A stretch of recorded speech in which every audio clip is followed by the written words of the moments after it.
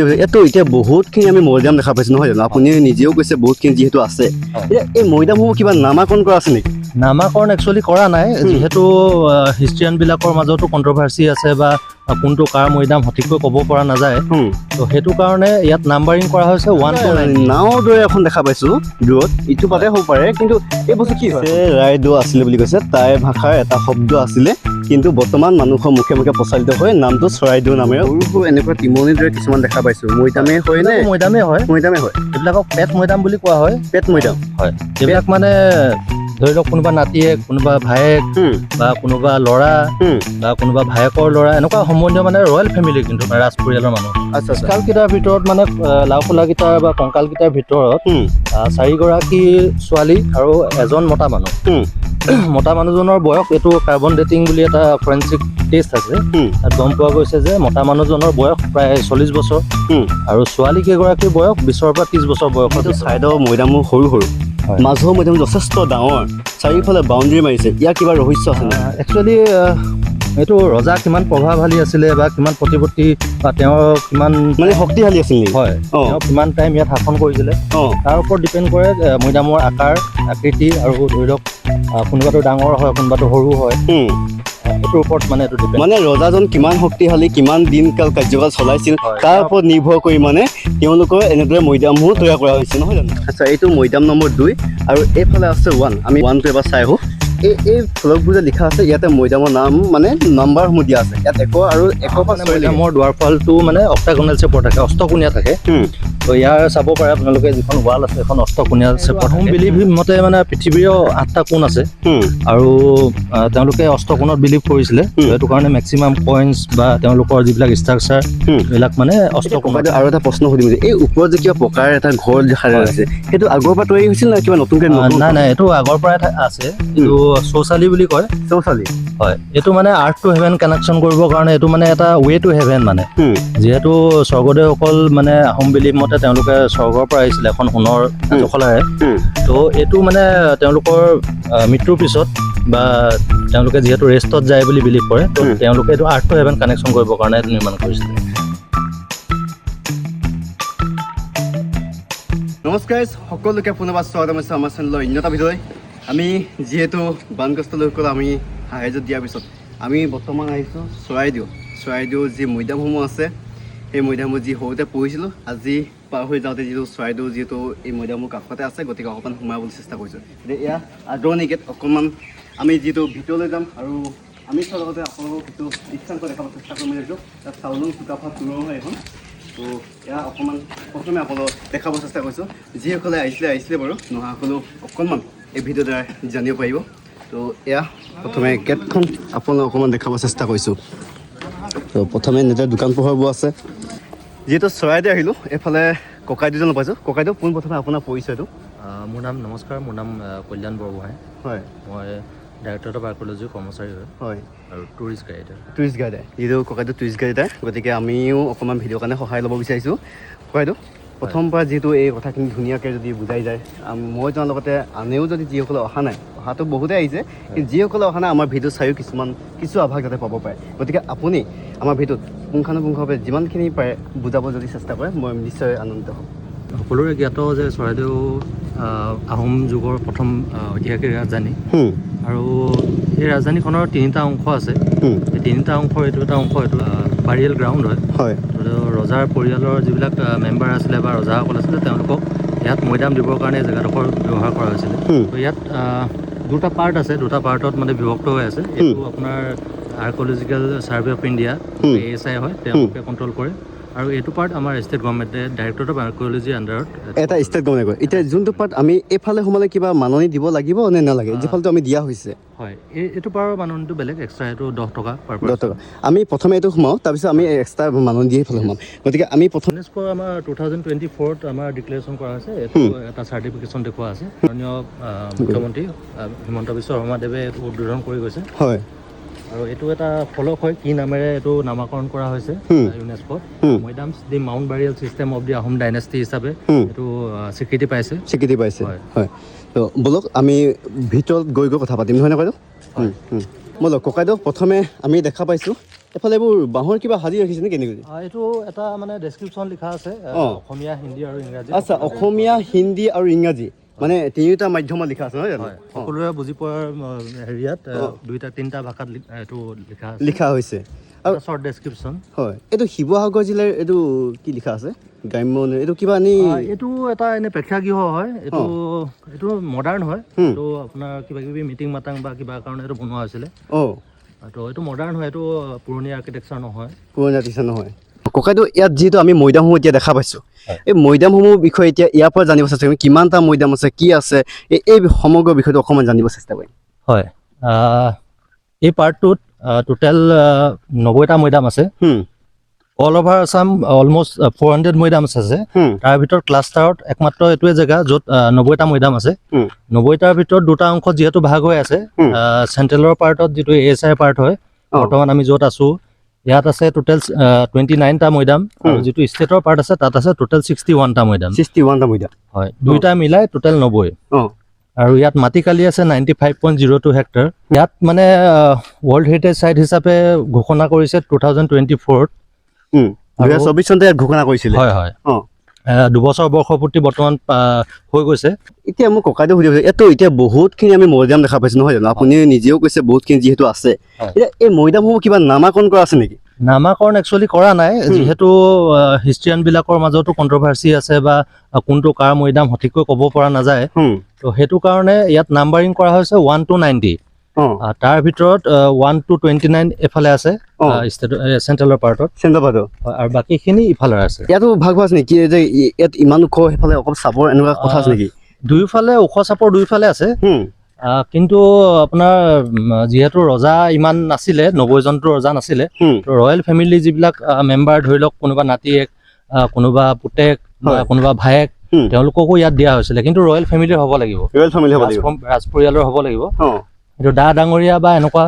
ৰাণীৰ মৈদাম নাই ইয়াত। ৰাণীৰ মৈদামটো আছে দেওশালৰ দক্ষিণ পাৰে। এইফালে কিবা নাওৰ দৰে এখন দেখা পাইছোঁ দূৰত, ইটো পাতে হ'ব পাৰে, কিন্তু এই বস্তু কি হয় আচলতে? এইটো একচুৱেলি এইটো ব্ৰিটিছ পিৰিয়ডৰ নাও বুলি জনা যায়। এইটো দিখৌ নদীৰ তলৰ পৰা, দিখৌ যিখন শিৱসাগৰত দিখৌ দলং আছে তাৰ তলৰ পৰা উদ্ধাৰ কৰা হৈছিলে। তো এখন ব্ৰিটিছ পিৰিয়ড বোট হয়। এইটো আৰ্কলজিকেল চাইট হিচাপে ইয়াত এটা ৰখা হৈছে। আমি সেই পাৰ্টলৈ যাম, কিন্তু তাৰ পূৰ্বে ইয়াৰ যিখিনি এইটো পাৰ্টে আছে এই কথাখিনি জানিব চেষ্টা কৰিম। এইটো খুব সুন্দৰ লাগিছে, ঘাঁহ বনবোৰ এইবোৰ চাগে চাফা কৰি থকা হৈ থাকে। বৰ্তমান টুৰিষ্ট অকণমান কম আছে নেকি? হয়, যিহেতু এইটো বানপানীৰ দুৰ্যোগ চলি আছে, সেইটো কাৰণে অলপ কমিলে মানুহ, যিহেতু বানপীড়িত অঞ্চলৰ মানুহবিলাক আৰু বিলাকৰ কাৰণে অলপ টুৰিষ্ট কম হৈছে এতিয়া। কিন্তু তাৰ আগলৈকে বহুত ইয়াত ভিৰ হৈ আছিলে মানে। তো ইয়াত যিহেতু চাওলুং চুকাফা তেওঁ আহিছিলে চাইনাৰ মুংমাওৰ পৰা, যি প্ৰথম ফাউণ্ডাৰ যি ৰজা স্বৰ্গদেউ চাওলুং চুকাফা, তেওঁ আহিছিলে চাইনাৰ মুংমাওৰ পৰা, আৰু তেওঁ এনায়কৰ ঘৰত বাস কৰিছিলে। তো এনায়কৰ ঘৰত মানে তেওঁৰ মমায়েক তাৰ ৰজা আছিলে মুংমাওৰ। তো তেওঁৰ 18 বছৰ মানে বিয়াৰ 18 বছৰলৈকে কোনো ল'ৰা সন্তান নাছিলে। তো নেক্সট চুকাফাই ৰজা হ'বলগীয়া আছিলে মুংমাওৰ। কিন্তু যেতিয়া এজন ল'ৰা সন্তান তেওঁৰ ঘৰত জন্ম হ'ল, তো তেতিয়া আৰু চুকাফা তাত ৰজা হ'ব নোৱাৰে। আৰু তেওঁৰ মানে এনায়কৰ যি আদেশ, মানে আদেশ নহয় একচুৱেলি, পৰামৰ্শ মতে তেওঁ নিজৰ কাৰণে বেলেগ এখন ৰাজ্য বিচাৰি, সুকীয়া ৰাজ্য বিচাৰি তেওঁ ওলাই আহিছিলে। লগত সৈন্য সামন্ত, দা ডাঙৰীয়া বা মৌলং যি আমাৰ মোহন দেওধাই বাইলুং আছে, তেওঁলোকক লৈ তেওঁ তাৰ পৰা ওলাই আহিছিলে, লগত হাতী ঘোঁৰা। তেনেকৈ সুসজ্জিতভাৱে তেওঁ ওলাই আহি তেওঁ তাৰ পৰা ওলাই আহিছিলে 1215 চনত। আৰু ইয়াত যি টিপাম নামৰ জেগা আছে, আমি ধৰ টিপাম যি অস্থায়ী ৰাজধানী বুলি জানো, সেই স্থানৰ কথা কৈছে আপুনি? হয়, তাত উপস্থিত হৈছিলে 1228 চনৰ 2 ডিচেম্বৰ তাৰিখে, যি তাৰিখত আমি অসম দিৱস হিচাপে আমি পালন কৰোঁ। সেই 2 ডিচেম্বৰ তাৰিখে তেওঁ ইয়াত উপস্থিত হৈছিলেহি। তো তেওঁ তাত অস্থায়ী ৰাজধানী পাতিলে, আৰু বেলেগ বেলেগ জেগাত অভয়পুৰ আছে, হাবুং, এইবিলাক জেগাত চন্তক আছে বা শিমলগুৰি, এনেকুৱা জেগাত মানে তেওঁ অস্থায়ী ৰাজধানীৰ বাবে তেওঁৰ নিজৰ স্থায়ী খোপনি পুতিবৰ কাৰণে জেগা তেওঁ বিচাৰি ফুৰিছিলে। কিন্তু প্ৰত্যেকটো জেগাতে মানে কিবা ন কিবা প্ৰব্লেম ফেচ কৰিছিলে। ধৰি লওক ক'ৰবাত বানপানী হ'ল, ক'ৰবাত খেতি বাতি ভাল নহ'ল, ক'ৰবাত বেমাৰ হ'ল। তো তেনেকৈ কৰি তেওঁ আহি ইয়াত উপস্থিত হৈছিলে 1253 চনত। 1253 চনত আহি উপস্থিত হৈ যি দেওশাল নামৰ এটা পাহাৰ আছে,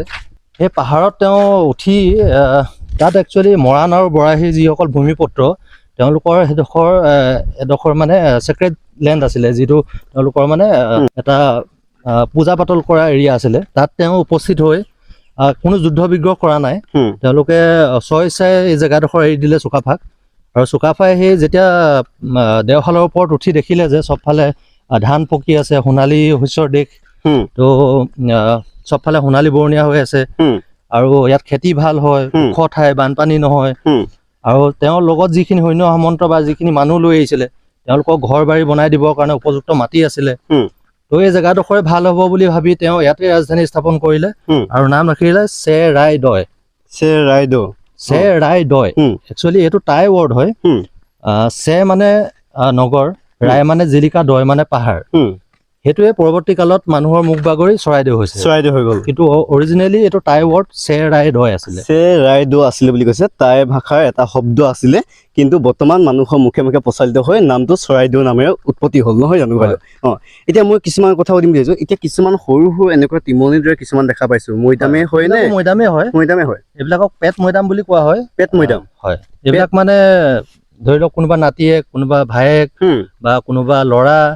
বা কোনোবা ভায়েকৰ ল'ৰা এনেকুৱা সম্বন্ধীয় মানে ৰয়েল ফেমিলি কিন্তু মানে ৰাজ পৰিয়ালৰ মানুহ হয় আচ্ছা এতিয়া এইফালে ডাঙৰ এটা দেখিছোঁ এই ডাঙৰটো মাজত দেখা পাইছোঁ তাত কিছুমান খনন কাৰ্য কিবা চলোৱা দৰে তেনেকুৱা দেখা পাইছোঁ এইটো আৰ্কলজিকেল ছাৰ্ভে অফ ইণ্ডিয়া এইটো 2000 চনত খনন কাৰ্য চলাইছিলে আৰু ইয়াত তেওঁলোকে প্ৰায় 5টা স্কাল আৰু কিছুমান সোণৰ সৰু সৰু লকেট আৰু কিছুমান হাতী দাঁতৰ অলংকৃত সামগ্ৰী এইবিলাক উদ্ধাৰ কৰিবলৈ সক্ষম হৈছে স্কাল কেইটাৰ ভিতৰত মানে লাওখোলা কেইটাৰ বা কংকাল কেইটাৰ ভিতৰত 4গৰাকী ছোৱালী আৰু এজন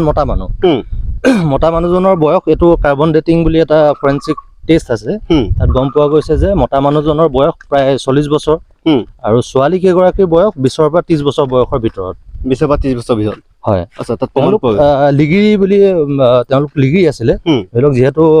ৰাণীক লগত দিয়া নহৈছিলে তেওঁলোকক লিগিৰিসকলক মানে আফটাৰ লাইফৰ কাৰণে যিটো মানে পিছৰ হেৰিয়াৰ কাৰণে তেওঁলোকক লগত দি দিয়া হৈছিলে মই এতিয়া আৰু এটা প্ৰশ্ন মন লাগিছে বাইদেউ এতিয়া সেইবোৰ বাৰু ডাঙৰ ডাঙৰ মৈদাম ঠিক আছে এইবোৰ কিবা বস্তু ৰাখিছে নে এনেই জেৰুৱা খুঁটি মাৰি ৰাখিছে নহয় এইবিলাক আমি যিবিলাক ইটা তাৰ পৰা কনজাৰ্ভেশ্যনৰ কাম কৰা হয় যিবিলাক ভঙা চিঙা ইটা হয় এইবিলাক এনেকে মানে দম্পাতি এনেকে চাইডত ৰখা হৈছে আৰু এটা কথা মই দেখা পাইছোঁ যিহেতু চাইডৰ মৈদামবোৰ সৰু সৰু মাজৰ মৈদাম যথেষ্ট ডাঙৰ চাৰিওফালে বাউণ্ডেৰী মাৰিছে ইয়াৰ কিবা ৰহস্য আছে নেকি একচুৱেলি এইটো ৰজা কিমান প্ৰভাৱশালী আছিলে বা কিমান প্ৰতিপত্তি বা তেওঁৰ কিমান মানে শক্তিশালী আছিল হয় তেওঁ কিমান টাইম ইয়াত শাসন কৰিছিলে তাৰ ওপৰত ডিপেণ্ড কৰে মৈদামৰ আকাৰ আকৃতি আৰু ধৰি লওক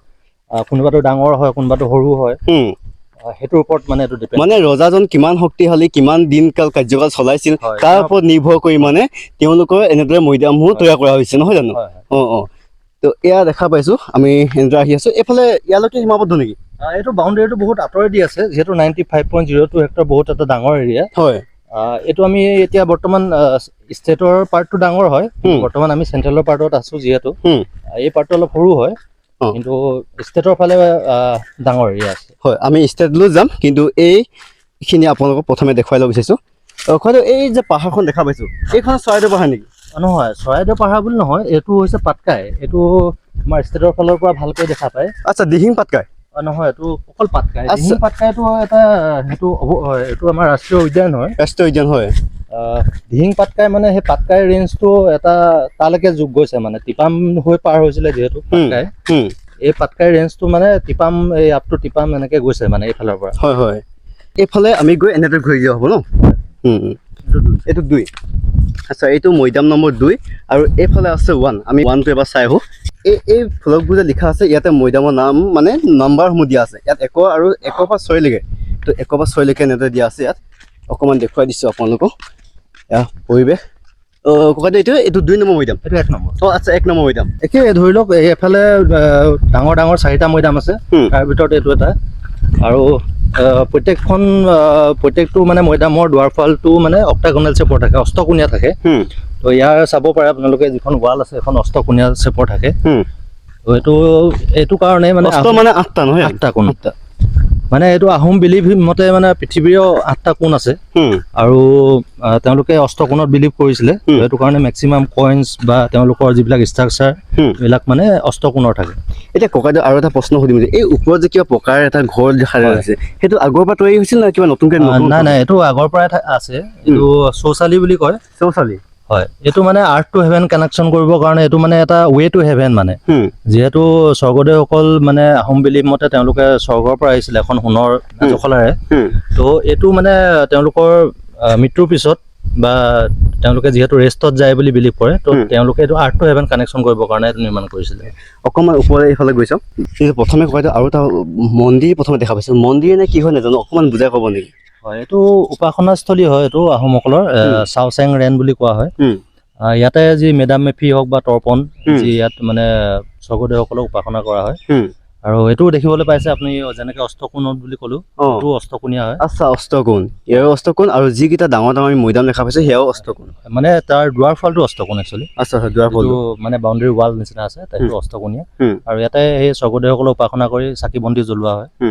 চাওচেং ৰেন বুলি যি কি নহওক এইটো পাত আমি শেষ কৰিলোঁ এতিয়া আমি নেক্সট পাতত যাম নহয় বাইদেউ হয় আমি এতিয়া বৰ্তমান আমাৰ ৰাজ্যিক যি প্ৰত্নতাত্ত্বিক বিভাগে যিটো চোৱা চিতা কৰে আমি সেই পাতলৈ যাম গতিকে এইটো ভিডিঅ' ইয়াত সামৰি গৈছোঁ যিহেতু যথেষ্টখিনি দীঘলীয়া পৰিব গতিকে এতিয়া আমি সেই পাতলৈ যাওঁ সেই পাতটো বেলেগ এটা ভিডিঅ'ত দিব চেষ্টা কৰিছোঁ